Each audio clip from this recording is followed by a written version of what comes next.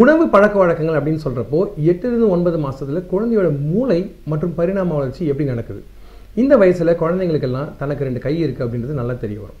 கைக்கும் வாய்க்கும் தொடர்பு வரக்கூடிய இந்த வயசை தான் ஃபிங்கர் ஃபீடிங்னு சொல்லக்கூடிய விரலில் தானே சாப்பிடக்கூடிய முயற்சியை குழந்தை எடுக்க ஆரம்பிக்குது. பொதுவாகவே பார்த்தீங்கன்னா இந்த 8லிருந்து 9 மாதத்தில் குழந்தைங்களுக்கு சாதாரணமாக ஒரு தடவை வயிற்றுப்போக்கு வரலாம். அதுக்கு எல்லாருமே சொல்கிற ஒரே காரணம் குழந்தை எல்லாத்தையும் எடுத்து வாயில் போடுது. இன்னொரு இன்ட்ரெஸ்டிங்கான விஷயம் என்னென்னு கேட்டிங்கன்னா 9 மாதத்தில் குழந்தைங்களுக்கு பல்லு வர ஆரம்பிக்கிற வயசு. இந்த வயசையும் வயிற்றால போகிறதையும், அதாவது வயிற்றுப்போக்கு வரதையும் எல்லா பேரண்ட்ஸும் சேர்த்து சொல்லுவாங்க. இதில் என்ன உங்களுக்கு தெரிய வருது அப்படின்னு பார்த்தீங்கன்னா, ரொம்ப அழகாக நீங்கள் நம்புறது இயற்கையாக இருந்தாலும் சரி, ஆண்டவனாக இருந்தாலும் சரி, பல்லு வர்றது எதுக்காக? 2 விஷயத்து, ஒன்று சொல்லுக்காக, 2வது உணவுக்காக. இந்த உணவு முறைகளில் எந்த விதமான மாற்றங்கள் நம்ம கொண்டு வரணும்னு இந்த எபிசோடில் பேச போகிறோம். இந்த எபிசோட நான் ஏற்கனவே சொன்ன மாதிரி குழந்தைங்க பொதுவாக உணவுகளை கையில் தானே எடுத்து சாப்பிடணும்னு விருப்பப்படுவாங்க. ஒரு உதாரணத்துக்கு பார்த்தீங்கன்னா, இப்போது நம்மளுடைய பாரம்பரிய உணவான அப்பளமே எடுத்துக்கோங்களேன். இந்த உணவில் என்ன வகையான ஸ்பெஷாலிட்டி இருக்குது அப்படின்னு பார்த்தீங்கன்னா, குழந்தை பிசு பிசுன்னு இருக்கிற உணவை பொதுவாக விருப்பப்பட்டு சாப்பிட்றது கிடையாது. விருப்பப்பட்டு சாப்பிடாத இந்த உணவை குழந்தை கையில் எடுத்து அதோட வாய்க்கு எடுத்துகிட்டு போகிறது தான் இதில் முக்கியமான விஷயமே. இந்த விஷயத்தை நீங்கள் கவனமாக கவனிச்சிங்க அப்படின்னா, இந்த மாதிரி உணவுப் பொருட்கள் நீங்கள் கொடுக்குறப்போ குழந்தைங்க தானாக சாப்பிட ஆரம்பிச்சிருவாங்க. ஏன் விருப்பப்பட்டு சாப்பிட்றாங்க, ஏன் ஆசைப்படுறாங்கன்னு கேட்டிங்க அப்படின்னா, வாயில் பொதுவாக உணவுகள் ஒட்டுறது கிடையாது.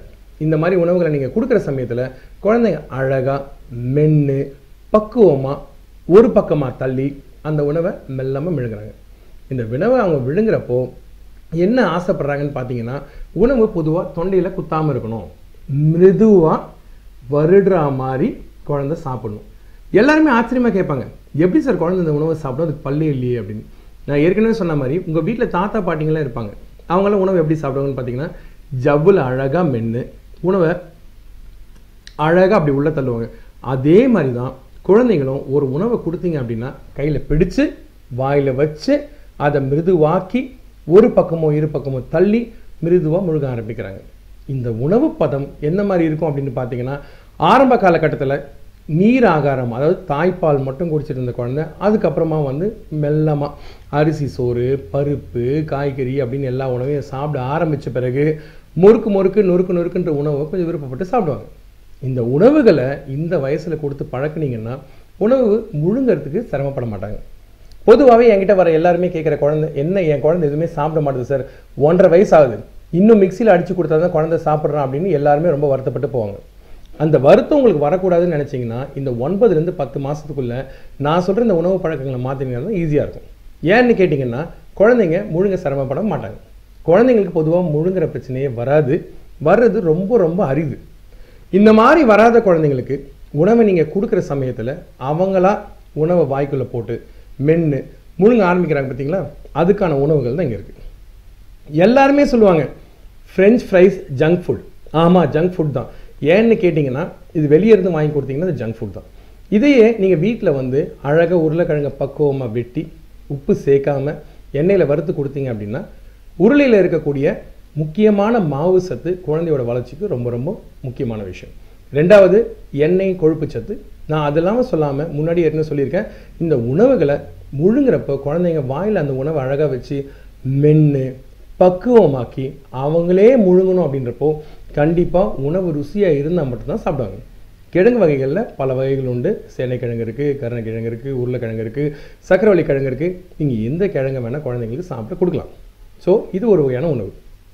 இது இல்லாமல் நம்ம எல்லாருமே ப்ரெட்டை சாப்பிடுவோம். சாதாரணமாக ப்ரெட்டை இந்த மாதிரி சின்ன ஒரு முக்கோண வடிவமாக கட் பண்ணி இதுக்கு மேலே லேசாக சீஸ் சேர்த்து குழந்தைங்களுக்கு கையில் நீங்கள் டோஸ்ட் பண்ணி கொடுத்தீங்கன்னா மென்று விரும்பி சாப்பிடுவாங்க.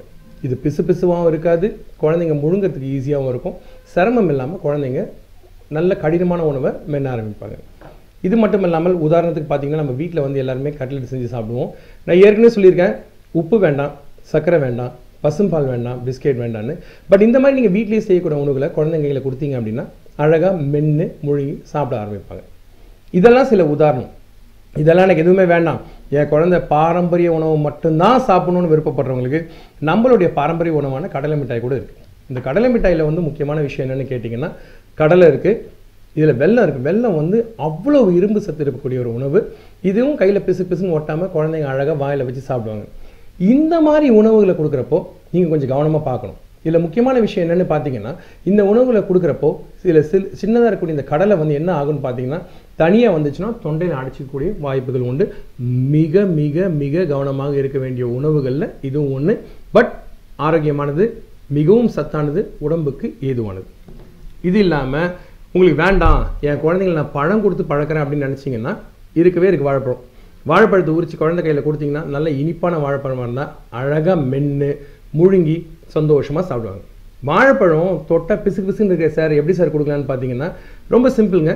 வீட்டில் கொஞ்சம் உப்பில்லாத வெண்ணெய் இருக்குது பார்த்தீங்களா, அந்த வெண்ணெயில் இந்த வாழைப்பழத்தை அழகாக வறுத்து அவங்க கையில் கொடுத்தீங்கன்னா அவங்க மென்று முழுங்கி பொறுமையாக சாப்பிட ஆரம்பிப்பாங்க.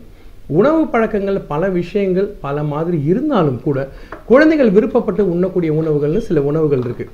அதில் நான் ஏற்கனவே சொன்ன மாதிரி குழந்தைங்களோட உணவு வந்து நொறுக்கு முறுக்குன்னு இருக்கணும், அவங்க கையில் ஒட்டாமல் இருக்கணும், பிசு பிசவில்லாமல் இருக்கணும், சாப்பிடவும் இருக்கணும். இதெல்லாம் இல்லாமல் நம்ம வீட்டில் அசைவ பிரியர்கள் உண்டு. பொதுவாக பார்த்தீங்கன்னா குழந்தைங்களுக்கு அசைவ உணவு வந்து 1 வயசுக்கு அப்புறம் தான் ஆரம்பிக்கிறாங்க. அசைவ உணவு ஆரம்பிக்கக்கூடிய வயசு 9 மாதம். இந்த 9 மாதம் மிகவும் தோதுவான மாதம். ஏன் அப்படின்னு கேட்டிங்கன்னா, முட்டை கொடுக்குறீங்கன்னு வச்சுக்கோங்களேன், அந்த முட்டையில் ரொம்ப சிம்பிளாக வெள்ளை பகுதி இருக்குது, மஞ்சள் பகுதி இருக்குது, வெள்ளை மஞ்சள் பகுதி இருக்குது. ஒவ்வாமைன்னு சொல்லக்கூடிய உணவு ஒவ்வாமை பல காலங்களில் நம்ம நாட்டில் இருந்துகிட்டே தான் இருக்குது. இல்லை முட்டையும் ஒவ்வாமையில் வரக்கூடிய முதன்மையான உணவுகளில் ஒன்று. இந்த முதன்மையான உணவுகளில் முட்டையை பொதுவாக ஹாஃப் பாயின்னு சொல்லக்கூடிய அரை வேக்காடு கொடுக்காதீங்க. அது மட்டும் இல்லாமல் வேக வைத்த முட்டை குழந்தைங்களுக்கு அந்த வாடை பிடிக்காது. ஸோ முட்டையில் இருக்கக்கூடிய வெள்ளைக்கருவை தனியாக எடுத்துகிட்டு ஒரு வாரம் ஃபுல்லாக லைட்டாக ஆயில் போட்டு நீங்கள் ஸ்க்ராம்பிள்னு சொல்லக்கூடிய முட்டை பொரியலோ பொடி மாசோ பண்ணி அதில் கொஞ்சம் லைஸாக நீங்கள் மசாலா போட்டு கூட ஆட் பண்ணிக்கலாம். குழந்தைக்கு 1 வாரம் கொடுத்து பழகுங்க. அடுத்த வாரம் மஞ்சள் மட்டும் கொடுத்து பழகுங்க. 3ஆவது வாரம் வெள்ளையும் மஞ்சளும் சேர்த்து கொடுத்தீங்கன்னா குழந்தை சாப்பிடுவாங்க. அறிவியல் சான்றுகள் என்ன சொல்லுதுன்னு கேட்டிங்கன்னா, ஒரு டாக்டர் ரொம்ப அழகாக 22,000 குழந்தைங்களை வச்சு, அந்த டாக்டரோட பேர் மேன்செல்லா, கூகுளில் ஆர்வம் இருக்கவங்க தாராளமாக படிக்கலாம். என்ன சொல்லியிருக்காங்கன்னு கேட்டிங்கன்னா, ஒரு விதமான உணவை 8 தடவை ஒரு குழந்தைக்கு கொடுத்தீங்கன்னா தான் 9வது தடவை சாப்பிடணும்னு சொல்லிக்கூடிய அறிவியல் உண்மை இருக்குது. இவ்வளோ ஆராய்ச்சி பண்ணக்கூடிய இந்த உணவு பழக்கம் சீக்கிரமாக கற்றுக் கொடுத்தீங்கன்னா தான் குழந்தைங்க விரும்பி சாப்பிடுவாங்க. இந்த உணவுகளில் முக்கியமான இன்னொரு விஷயம், என்னை வந்து பூமராங் மாதிரி சுரண்டு அடிக்கக்கூடிய விஷயம் இந்த பால்.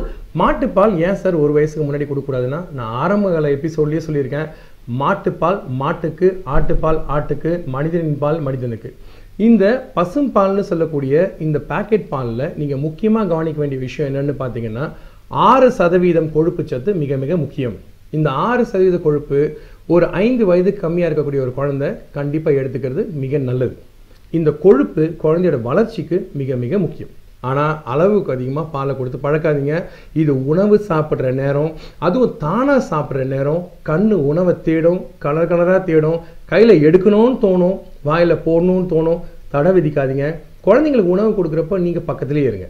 இந்த அசைவ பிரியர்களுக்கான உணவுகள் என்னென்னு சொன்ன மாதிரி, முட்டை சொன்ன மாதிரி, இப்போ முட்டை வந்து இந்த பக்கமும் இல்லாமல் அந்த பக்கமும் இல்லாதனால நம்ம சிக்கனோ இல்லை அல்லது மட்டனோ அல்லது மீனோ நீங்கள் ஆரம்பிச்சிங்கன்னா கூட குழந்தைங்களுக்கு நீங்கள் வீட்டில் செய்யக்கூடிய உணவுகளை எடுத்து லேசாக ஓடும் நீரில் கழுவி சின்ன சின்ன துண்டுகளை நறுக்கி அவங்க கையிலே கொடுத்து சாப்பிட வைக்கலாம்.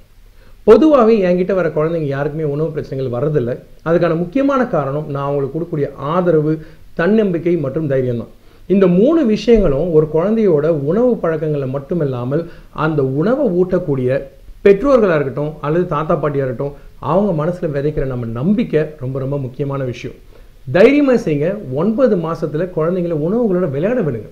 உங்கள் வீட்டில் இருக்கக்கூடிய அரிசி பொரியாக இருக்கலாம், வெல்லமாக இருக்கலாம், அப்பளமாக இருக்கலாம், உருளைக்கிழங்கு வறுவலாக இருக்கலாம், வாழைப்பழமாக இருக்கலாம், கடலை மிட்டாயாக இருக்கலாம், இல்லை கட்லெட்டாக இருக்கலாம். எந்த விதமான உணவாக இருந்தாலும் சரி, உப்பு சர்க்கரை இதோட அளவை பார்த்துக்குங்க. குழந்தைங்க இனிப்பு தான் சாப்பிடணும்னு ஆசைப்பட்டாங்கன்னா உணவில் லேசாக வெல்லம் சேர்க்கலாம். சாக்லேட் இந்த வயசுக்கு தோதுப்படாது. முடிஞ்ச வரைக்கும் தயவுசெய்து முடிஞ்ச வரைக்கும் தவிர்க்க பாருங்கள். 9ஆம் மாதம் உணவுகளில் நான் ஆழமாக போகாததுக்கு முக்கியமான காரணம், இன்றைக்கி இருக்கக்கூடிய அறியாமை முதல்ல ஒழியணும், மக்கள் மனசில் நம்பிக்கை வரணும், உணவுகளை கையில் அவங்களே எடுத்து உண்ண ஆரம்பிக்கணுன்ற நம்பிக்கை, கை நிறைய நம்பிக்கை, தன்னம்பிக்கை அப்படின்ற 3 விஷயம்தான் நான் முக்கியமாக உங்ககிட்ட சொல்ல வேண்டிய விஷயம். தொடர்ந்து நம்ம சேனலுக்கு சப்ஸ்கிரைப் பண்ணுங்கள். சேனலோட பேர் SS சைல்ட் கேர். நான் உங்கள் டாக்டர் தனசேகர். இன்னொரு எபிசோட் அடுத்த மாதம் இன்னொரு உணவு முறையோட மறுபடியும் உங்களை சந்திக்கிறேன். வணக்கம்.